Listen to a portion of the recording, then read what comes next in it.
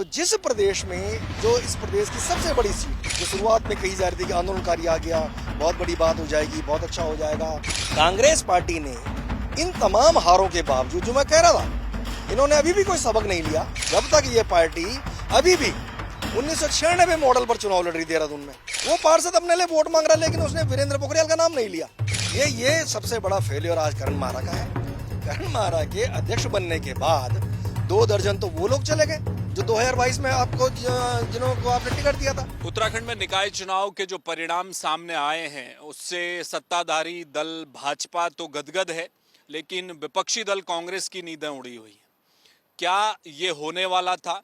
इस तरह के आसार क्या पहले दिखाई दे रहे थे? क्योंकि दावे कांग्रेस की तरफ से बड़े बड़े किए थे। हालात ये हो गए कि 11 नगर निगमों में कांग्रेस का खाता ही नहीं खुला, जबकि पिछले निकाय चुनाव में 2 सीटें कांग्रेस जीतने में कामयाब रही, हरिद्वार और कोटद्वार। लेकिन इस बार ऐसा क्या हुआ कि एक निर्दलीय श्रीनगर से आ पाए, लेकिन बाकी जगह कांग्रेस की हालत बेहद पतली हो गई। खासकर देहरादून नगर निगम को लेकर कांग्रेस ने बड़े सपने बुने थे और दिखाए भी थे कि प्रचार अच्छा चल रहा है। 15 सालों से नगर निगम देहरादून में बीजेपी का कब्जा है। पिछले जो निवर्तमान मेयर हैं सुनील उनियाल गामा, उन पर भ्रष्टाचार के आरोप लगे। स्मार्ट सिटी के कामों को लेकर तमाम नाकामियों को गिनाते हुए कांग्रेस चुनावी मैदान में गई, लेकिन देहरादून की जनता ने कांग्रेस को सिरे से खारिज कर दिया। ये क्यों हुआ? क्यों पोखरियाल चुनाव हार गए? या वाकई में सौरभ थपलियाल इतने बेहतरीन कैंडिडेट निकले बीजेपी के कि वो जीत गए, या बीजेपी का जो ऑर्गेनाइज संगठन है वो काम कर गया? इन तमाम मुद्दों पर बात करेंगे। वरिष्ठ पत्रकार गजेंद्र रावत इस वक्त मेरे साथ हैं। गजेंद्र जी, अभी 2 दिन पहले मैं जब आपसे बात कर रहा था, आपने कहा था कि कांग्रेस इनको धकिया के लतिया के बाहर किया जाएगा तभी सुधरेंगे। अब हो गई कसर पूरी, लतिया धकिया दिया पूरे निकायों में स्थिति अब तो। दरअसल जो पिछली बार हमने बात की थी उसके बाद कई लोगों ने प्रतिक्रिया दी कि मुझे ऐसे नहीं बोलना चाहिए था, लेकिन मैं जब ये चुनाव चल रहा था तो मुझे याद है कि 14 तारीख की बात है, सुरवीर सिंह सजवाण से मेरी बात हो रही थी। वो यहाँ कैबिनेट मंत्री हुए हैं, कई बार विधायक हुए हैं, बड़े नेता हैं। तो उन्होंने पूछा कि क्या स्थिति है, ये 14 जनवरी की बात है। तो मैंने कहा कि आज अगर एक्चुअल पोजीशन आप मेरे से पूछे तो 1 लाख वोट डाउन है। अच्छा। उन्होंने बड़ा आश्चर्य व्यक्त किया। उसके बाद 17 तारीख को हरीश रावत के बेटे, छोटे बेटे का फ़ोन आया उनका। उन्होंने पूछा कि देहरादून की क्या स्थितियाँ हैं, वो खुद भी यहाँ घूम रहे थे। तो मैंने कहा जो हार का जो मार्जिन है 1 लाख पार जाता हुआ मुझे दिखाई दे रहा है। उन्होंने बहुत सारे आर्गूमेंट किए, बहुत सारी बातें हुई, लेकिन लोग स्वीकार करने को तैयार नहीं थे। और देहरादून में जब चुनाव स्टार्ट हुआ तो लोग कह रहे थे बहुत बेहतरीन कैंडिडेट दे दिया गया है, आंदोलनकारी हैं, तमाम बातें कही। और असल में जो पूरा कैंपेन की जो स्टार्ट थी वो यहीं से हुआ था कि कांग्रेस पार्टी ने जब कैंडिडेट डिक्लेयर किया, उन्होंने ये नहीं कहा कि हम जीतेंगे यहाँ पर। उन्होंने उसी प्रकार की भाषा का बोलना शुरू किया जिस प्रकार की मैंने हरिद्वार लोकसभा में देखा था कि भाई वीरेंद्र रावत को इंट्रोड्यूस किया जा रहा है, एक नेता के रूप में स्थापित करने की बात हो रही थी। तो मुझे उस दिन खटका लगा कि कुछ गलत हो रहा है। फिर पता चला कि जो देहरादून में 50 होर्डिंग लगाए गए, उनमें कांग्रेस में 2 फाड़ हो गए, 2 नहीं 3 फाड़ हो गए।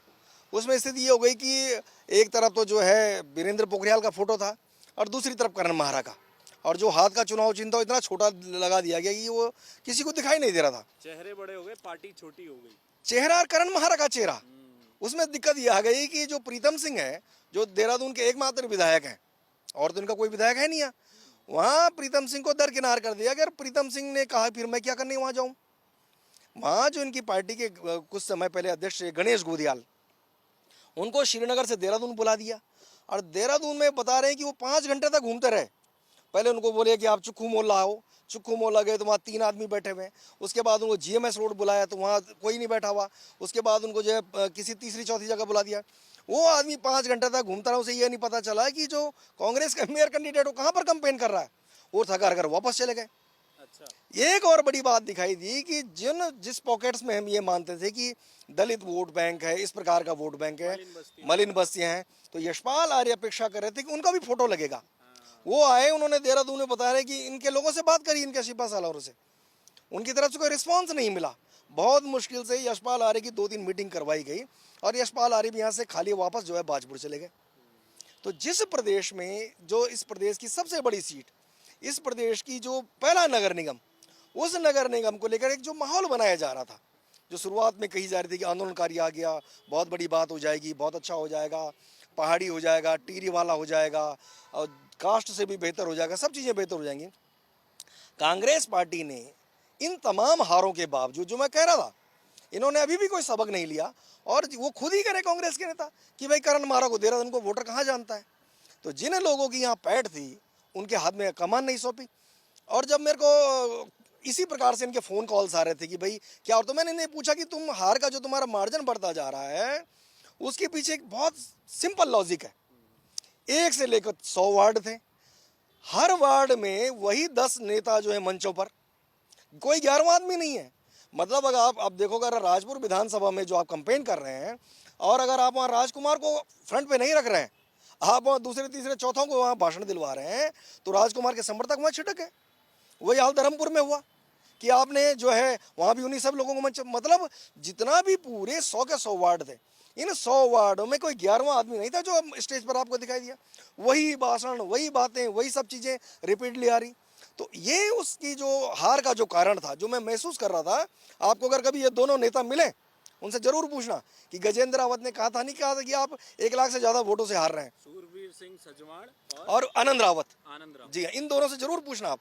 उसी ने उन्होंने बहुत मेरे को जो है गरियाने की कोशिश करी, नहीं नहीं तुम्हारे आंकड़े गलत हैं, ये ऐसे। लेकिन हमने कहा है कि जब तक ये पार्टी अभी भी 1996 मॉडल पर चुनाव लड़ रही देहरादून में, 1996 में तो नेता हुआ करते थे वीरेंद्र पोखरियाल डीएवी कॉलेज के, उसके बाद से ये 2024 आ गया, तो एक 1996 मॉडल की गाड़ी बाजार में चल रही, दूसरी 2024 की भाजपा की चल रही, जो बड़ी सफारी से लेके और जो और बड़ी बड़ी मॉडल की गाड़ियां हैं। तो आप उस गाड़ी में प्रॉपर तेल नहीं भर पा रहे हैं। आप अपने जो पार्षद लड़ रहे हैं, वो पार्षद अपने लिए वोट मांग रहा है, लेकिन उसने वीरेंद्र पोखरियाल का नाम नहीं लिया। अभी जो रिजल्ट्स आए हैं वो दिखाते हैं कि पार्षद तो जीत गए, पार्षदों को जितने वोट पड़े उतने वोट भी वीरेंद्र पोखरियाल को नहीं पड़े, कम पड़ रहे हैं, उससे भी कम पड़ रहे हैं। इसका मतलब जो कोऑर्डिनेशन जो आपका था वो कहीं था ही नहीं। और आप, इससे जुड़ा हुआ मेरा गजेंद्र जी एक सवाल है, बीजेपी के प्रत्याशी सौरभ थपलियाल, ये एक हमें भी पता चला और देखने को भी मिला कि सौरभ थपलियाल को क्या करना है पूरे कैंपेन में, सुबह से लेकर रात तक का कार्यक्रम संगठन तय कर रहा था कि सौरभ थपलियाल कहाँ जाएंगे, आज क्या करेंगे, क्या बोलेंगे, किन लोगों से मिलेंगे। कांग्रेस में वीरेंद्र पोखरियाल को ये कह दिया गया कि भैया टिकट आपको दे दिया, आप कर लो मैनेज। ये हुआ क्या? मैंने कहा ना, प्रीतम सिंह जो सबसे बड़े नेता, उनको किनारे कर दिया। वो कह रहे हैं मेरा फोटो नहीं लगा बैनर पे, पोस्टर पे। यशपाल आर्य कह रहे हैं मुझे नहीं बुला रहे हैं। गणेश गोदयाल कह रहे हैं मैं देहरादून का चक्कर काट रहा हूँ जगह जगह, मुझे पता नहीं कहाँ पर जनसभा हो रही है और वहाँ क्यों नहीं मेरे को बोला पहुँचाया जा रहा है। जब तक आप उस 2024 वाली उस भाजपा से, जो दुनिया की नंबर 1 पार्टी बन गई है आर्थिक रूप से भी, अब मेंबर्स के रूप में भी इतनी हाईटेक पार्टी बन चुकी है, अगर आप उसे लड़ने के लिए 1996 वाले तीर तुक्के निकाल रहे हो, आप सोच रहे हो उन पुराने फॉर्मेट पे आप जीत जाएंगे, लड़ जाएंगे, तो उससे तो भला होगा नहीं। तो निश्चित रूप से टिकट पाना ही सब कुछ नहीं है। टिकट तो भैया 70 टिकट तो आप विधानसभा में देते लोगों को, 70 क्यों नहीं जीत के आते हैं। टिकट मिलना ही आधार नहीं है। जब तक कांग्रेस पार्टी के लोग, वो लोग जो कि शाम को ढलने के बाद सीएम हाउस में, सचिवालय में, मंत्रियों के मुख्यमंत्री निवास में जा रहे हैं, वो परिपाटी नहीं टूटी, तब तक मुझे लगता है कि जो उत्तराखंड के जो आम जनमानस है, जो वोटर है, वो इन पे भरोसा नहीं करेगा। और अब देखो ना, आज तो मयूख महर ने बहुत लंबी चौड़ी चिट्ठी लिखी हुई है। मयूख महर चुनौती दे रहे हैं करण मारा को कि भैया वो कुंडल पहनने वाले जो हैं हो, उनको बोलो कि मुझे बर्खास्त क्यों नहीं कर रहे हैं। वो तो कह चुके हैं कि मैं तो इस्तीफा ही दे दिया, समझ लो, मुझे कांग्रेस से चुनाव ही नहीं लड़ना है। ये बहुत बड़ी बात है। ये सबसे बड़ा फेलियर आज करण मारा का है। करण मारा के अध्यक्ष बनने के बाद 2 दर्जन तो वो लोग चले गए जो 2022 में आपको जिन्हों को आपने टिकट दिया था। लगातार लोग जा रहे हैं। और जो आदमी परसों तक इस नगर निगम और इस निकाय चुनाव के नंबर लिख रहा था कि कौन आदमी कहाँ लड़ेगा, उनका नाम लिख रहा था, वो आदमी भाजपा में जाके शामिल हो गया। आज जो गरिया रहा है मधुरदा जोशी। करण मेहरा ने मंगलौर और बद्रीनाथ भी तो जिताया। होता क्या है कि वही तो चूक हो गई कि आपने 2 सीटें जीती और आपने जो है सीना अपना चौड़ा कर दिया। आप अगले दिन ही मुंह के बल गिर गए केदारनाथ में, जिस केदारनाथ में को लेकर दावा था करण मारा का कि अध्यक्ष बनने के बाद सबसे ज्यादा दौरे केदारनाथ की है। उस केदारनाथ में जहां पर विधायक बनाने का पहली बार जो शैला रानी रावत को तो कांग्रेस ने विधायक बनाया था, कांग्रेस का ही गढ़ माना, जो उनका था, उनका तमाम तरह से समीकरण थे। लेकिन अब फिर क्या हुआ कि उस यात्रा को लेकर आप चले गए और उस यात्रा में 2 फाड़ हो गई कांग्रेस पार्टी। जब तक ये कांग्रेस के लोग इसी प्रकार से, जैसी जो दुर्गति आज देहरादून में हुई है, जो पूरे पूरे प्रदेश में हुई है, एक भी निगम आप जीतने की पोजीशन में नहीं है, और जहां आप जीतने की पोजीशन में थे वहां कांग्रेस कैंडिडेट की तो जमानत जब्त हो गई, और मयूख मेहर का कैंडिडेट भी 17 वोट से चुनाव हार गया। मतलब आप देखो कि आपका अपनी पार्टी में उन 20 लोगों के साथ भी कोऑर्डिनेशन नहीं है। 20 ही तो विधायक हैं बचे हुए, ऐसा है नहीं कोई 50 लोगों की टीम है उनको आपने साधना है। और जब तक वो त्याग का भाव नहीं आएगा, वो उनको ये अपना इतिहास याद नहीं आएगा कि हम वो लोग हैं जिन्होंने वर्षों के तक ये सब चीज़ें चलाई हैं, तब तक आप किसी भी सूरत में 2025 वाली पुष्कर सिंह धामी सरकार हो या आपकी मोदी सरकार हो, उनका संगठन हो, उनकी अर्थ की ताकत हो, उनके साधन संसाधनों की ताकत है, आप इनसे जीत नहीं सकते। और ये जो चुनाव है, ये चुनाव निश्चित रूप से मेरा मानना है कि ये जो अगला विधानसभा चुनाव है उसका सेमीफाइनल है। इनके पास तो आज की तारीख में अगर आप खड़े कर दें लोग तो 70 चेहरे नहीं मिलेंगे, सारे लोग तो छिटक के चले गए, फिर आप लड़ोगे किससे? मेरा एक आखिरी सवाल है गजन जी, आप ईवीएम पर सवाल उठाते थे, ये तो बैलेट पेपर में हुआ, सवाल इसमें भी उठाए जा रहे हैं कि भैया देरी से काउंटिंग हो रही है, रिजल्ट नहीं मिल रहा है, ये ऋषिकेश में भी तमाम जगह है, ये भी एक विषय हो गया। मुझे लगता है कि क्या इसका पटाक्षेप हो गया आज बैलेट पेपर ईवीएम का। इसी से जुड़ा दूसरा प्रश्न है कि हम भरा हुआ आधा गिलास क्यों देख रहे हैं, हम ये कहें कि आधा खाली भी तो है। इधर बीजेपी पर भी तो बात करें कि वो तो सुपड़ा साफ कर गए देहरादून से लेकर तमाम निगमों में, उन्होंने भी तो कुछ किया होगा। 15 साल से मेयर बीजेपी का रहा, कुछ तो बेहतर किया होगा। मुख्यमंत्री पुष्कर सिंह धामी है, उनकी सरकार है, तो 3 इंजन लगातार चल रहे थे देहरादून में, जनता ने तो मोहर लगा दी ना। कांग्रेस की खामी अलग बात है। ईवीएम और बैलेट पेपर को लेकर हमेशा सवाल खड़े होंगे। ईवीएम को लेकर पहला सवाल तो लालकृष्ण आडवाणी ने खड़ा किया था, आज वो बेचारे नेपथ्य में चले गए। और इस देश में लोगों ने बूथ कैप्चरिंग भी देखी है, ये बात आज भी है। लेकिन मेरा मानना है कि जो भाजपा की जो ताकत है, वो कहते हैं कि जो आपका अपना बूथ मैनेजमेंट अगर बेहतर है, उस दिन भी जब काउंटिंग हो रही है, जब वोट पड़ रहे हैं, अगर आखिरी समय तक आपका एजेंट वहाँ है पोलिंग स्टेशन पे, तो दुनिया की कोई ताकत कुछ नहीं कर सकती। आप अगर उसको फॉलो कर रहे हैं कि भाई ये गाड़ी यहाँ से चल दी है, उनको जो बैलेट बॉक्स को लेकर, और वहाँ जा रही है जहाँ आपने कुछ जमा करना है, आप उसको फॉलो कर रहे हैं, तो उस बीच में तो कोई ना हमारा उसमें पड़ेगा नहीं। वो स्पष्ट है। जिस प्रकार से ऋषिकेश में पहरेदारी हो रही थी वो बहुत स्पष्ट है। वो जो हार के तमाम जो इक्वेशन वो निकलेंगे और आगे भी होगा उनका, ये निश्चित रूप से पुष्कर सिंह धामी के लिए एक बड़ा बूस्टर साबित हुआ है। भले ही जो है उनके जनसंपर्क अधिकारी किशोर भट्ट चुनाव हार गए, टिहरी में उनकी जनसभा के बावजूद उनका कैंडिडेट तीसरे नंबर पर चले गया। वो पौड़ी और जो रुद्रप्रयाग मुख्यालय हार गए। मतलब पौड़ी और टिहरी लोकसभा में बड़ी संख्या में हार हुई है इनके कैंडिडेट्स की, खूब हार हुई है। लेकिन चूंकि जो निगम का मसला है वो बहुत बड़ा है, और ये पुष्कर सिंह धामी के लिए बहुत बड़ा बूस्टर है। जो लोग ये अपेक्षा कर रहे थे कि अब धामी की विदाई का एक कारण ये बन सकता है, उन लोगों के लिए थोड़ा चिंता का बात है कि अभी फिलहाल धामी जो है कंफर्ट जोन में है, और अगर धामी को आपको हराना है तो आपको उतनी मेहनत करनी पड़ेगी जिस लेवल पर, जो आपने बताया ना कि सौरभ थपलियाल के प्रोग्राम कौन तय कर रहा था, किस प्रकार से सुबह शाम तक लोग उनके साथ जुटे हुए थे।